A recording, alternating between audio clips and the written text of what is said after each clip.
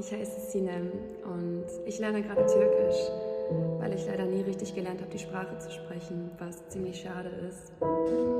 Und ich habe ziemlich ein Heimweh und die Musik, die bringt mich immer wieder nach Hause.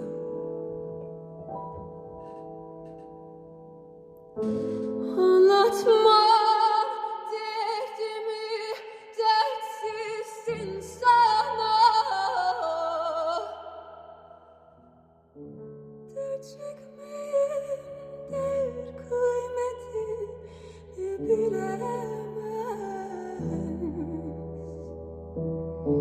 Derdim bana derman imiş bilmedim.